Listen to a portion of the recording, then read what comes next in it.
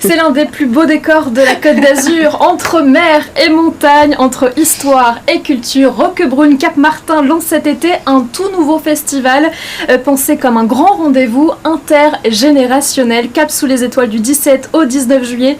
Anne-Hélène Mazzoni, bonsoir. Bonsoir. Vous êtes la directrice de l'Office d'animation touristique de la ville. On va vous retrouver dans quelques instants pour en parler.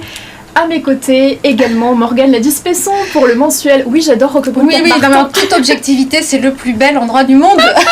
On est d'accord. Alors, pour ton interview de la semaine, tu as rencontré l'actrice Astrid Veillon. Oui, alors, entre autres, je ne t'ai pas noté tous les noms, mais elles étaient 5. Astrid Veillon, Léa François, Christine Lanlaire, Valérie Borins et Célia Mossy-Lars. Je m'excuse tout de suite auprès de Célia parce que je suis pas sûre d'avoir bien dit le nom de famille. Si je vous en parle, c'est que ces 5-là sont sur scène dans une toute nouvelle pièce qui s'intitule « Et si on en parlait ?» C'est la deuxième pièce d'Astrid Veillon. Elle en avait écrit une première il y a 20 ans, c'était La salle de bain. Ça avait été un carton et elle a voulu faire les choses bien, donc elle ne s'est pas précipitée à écrire autre chose. Les productions lui réclamaient une suite, elle n'a surtout pas voulu rentrer dans ce cycle-là. Elle nous reparle encore d'une histoire de femme, alors d'histoire au pluriel, parce qu'elle nous raconte en fait l'histoire de la femme. C'est une vraie plongée dans l'univers féminin, où on parle de tout, sans tabou, sans gêne, sans aucune vulgarité. Ses thèmes de prédilection, c'est l'amitié, le temps qui passe, la famille, l'âge, les désillusions, et c'est tout ce qu'on va retrouver dans cette pièce. Moi, ce que j'aime chez Astrid, c'est que déjà au-delà d'être belle et talentueuse, c'est une femme qui aime les femmes, c'est une femme qui n'est pas jalouse, elle met en valeur les autres et c'est ça qui la rend aussi juste dans son écriture. On les retrouvera le 12 août aux Nuits de Robinson à Mandelieu et le 21 août un petit peu plus loin à Carqueiranne. Je me fie beaucoup aux réactions des gens après, parce qu'après le spectacle, on va à la rencontre du public, on passe parfois 1 heure avec eux. Déjà, les femmes nous remercient. On parle de sujets encore tabous aujourd'hui. Il y a une espèce de libération de la parole de la femme sur des problématiques qui sont existentielles, et ça leur fait du bien de savoir qu'elles ne sont pas toutes seules, que c'est normal. C'est super d'avoir 50 ans, c'est le premier jour du reste de ta vie.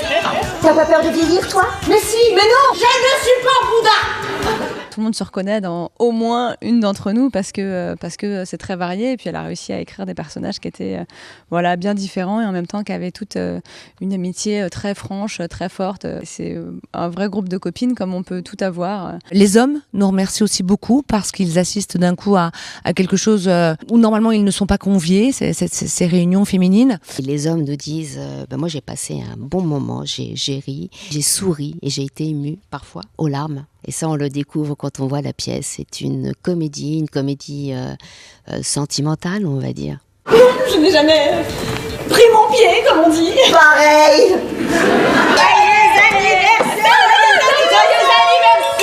Mais effectivement, on ne parle pas que de ça, on parle de la peur de vieillir, on parle de l'usure du couple, de ces femmes qui se sentent emprisonnées dans une histoire qui ne les ressemble pas et qui ne trouvent pas la force de partir. On parle des femmes qui n'ont absolument pas besoin de sexe, mais juste d'être aimées. On parle de tout, en fait. Elle ose tellement que les spectateurs dans le noir se disent « Oh, super, je ne suis pas seule. Ah, effectivement, ça que je ressens, il y en a d'autres qui le ressentent. » Donc c'est génial parce que je pense que tout le monde peut se reconnaître dans quelque chose qui est dit. C'est ce qui fait que la pièce a autant de succès. Les gens sont profondément émus. Parce qu'on rit pas seulement dans cette pièce, il y a vraiment des gros moments où on sent que les femmes sont troublées par ce qu'elles entendent. C'est vraiment les femmes dans leur généralité, dans leur intimité, dans leur globalité, dans leurs problématiques, avec humour et sensibilité.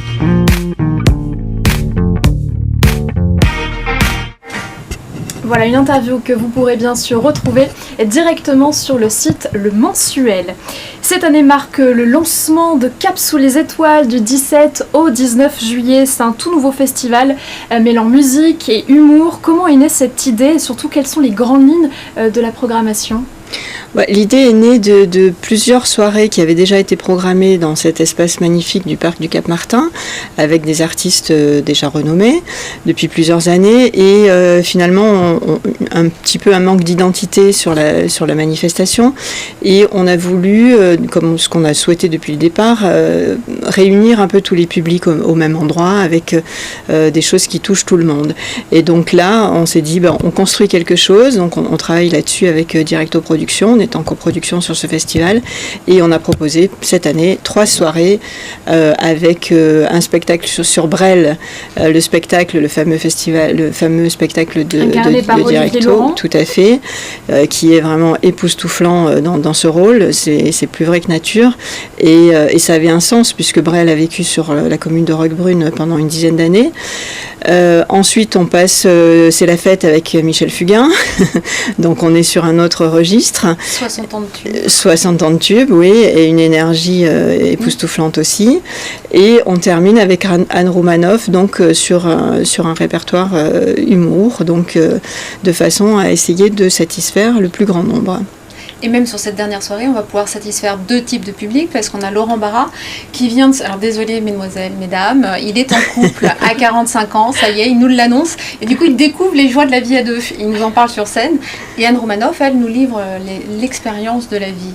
Oui, on est à la fois sur Michel Fugain et sur Anne Roumanoff, on est sur des expériences de la vie de part et d'autre, donc, et c'est là où on va justement partager parce que finalement on a tous les mêmes expériences au fil du temps et de l'émotion et des souvenirs dans les 2 cas. Donc vous l'avez dit, le festival se passe dans un cadre magnifique, le parc des Oliviers, avec des arbres plus que centenaires. Ce choix de lieu en pleine nature, c'est ça aussi maintenant, c'est ce que vous disiez tout à l'heure, l'ADN de ce nouveau festival. Complètement, c'est un lieu magique, vraiment, on a des énergies qui passent et on le ressent dans les spectacles. C'est un lieu extraordinaire, les artistes qui viennent s'y produire nous le disent et tous les gens qui viennent, le public qui découvre ce parc à l'occasion des spectacles, nous disent aussi c'est fabuleux, c'est une expérience. Alors, je suis toujours pour défendre le spectacle en live, mais là, c'est le petit plus qui aide, quoi. Est-ce qu'au-delà du charme, ça apporte une sérénité il y a vraiment une ambiance particulière qui se dégage de cet espace. On est pourtant en plein centre et on est dans une bulle complètement protégée. Plus rien n'existe, la Terre s'arrête de tourner, quoi. C'est vraiment un espace magique.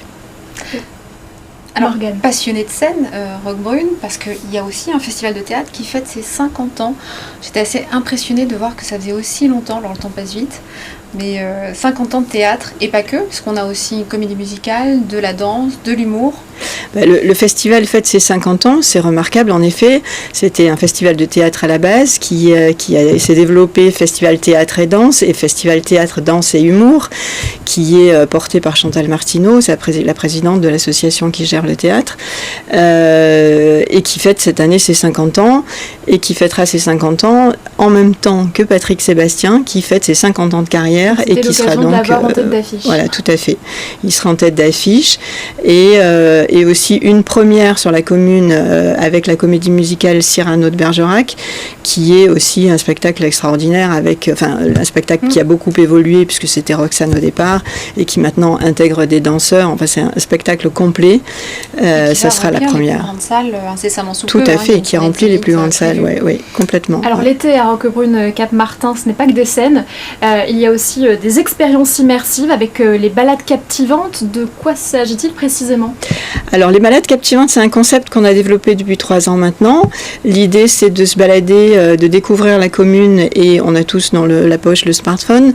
Donc on l'utilise, on flash les QR codes et on est transporté par des vidéos sur des images d'archives, des reconstitutions 3D, donc de façon à découvrir un petit peu plus la commune et ses secrets.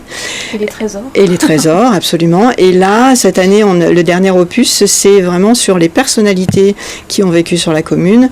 On a la chance d'avoir accueilli de très grands noms dans le domaine des arts au sens large et de regrouper dans le parc du Cap-Martin toujours ce qu'on a appelé notre allée des célébrités, puisqu'on a plusieurs bustes de célébrités qui ont été marquantes pour la commune. Et là, donc, on découvre via ces vidéos qui sont ces personnalités, parce qu'on ne connaît pas forcément tout le monde, mais aussi vraiment leur histoire avec la commune. Alors oui, on a Joséphine Baker, Coco Chanel ou Jacques Brel. À noter aussi qu'on a la fête médiévale qui s'intitule La Légende du Trône qui revient le 3 août. Donc là, costumes, combats, danses anciennes, spectacles de rue.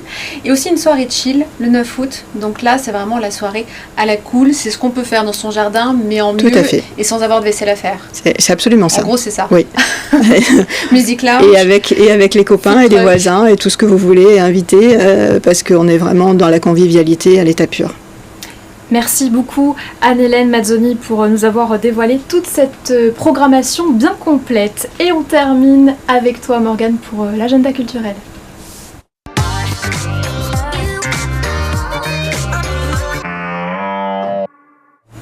Un autre événement du 27 au 29 juin, ça s'intitule les Trophées de Saint-Paul-de-Vence. C'est tout nouveau, donc c'est dans le village du même nom bien sûr.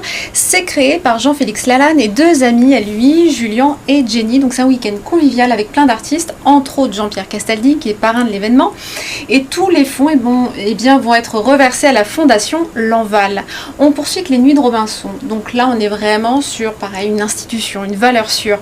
Du 8 juillet au 21 août prochain, donc c'est au théâtre Robinson qui est charmant comme tout, c'est une enceinte en pierre. La programmation est éclectique, c'est un festival à taille humaine. En plus, on a le charme d'être en berge de Siagne, c'est magnifique. On débute avec Ben l'Oncle Saul le 8 juillet. On aura le 22 juillet un grand cri d'amour dont on a déjà parlé ici. Le 5 août, Papas. Le 12 août, bien sûr, Et si on en parlait. Ou encore le 14 août, Maestrissimo, un concert complètement déjanté.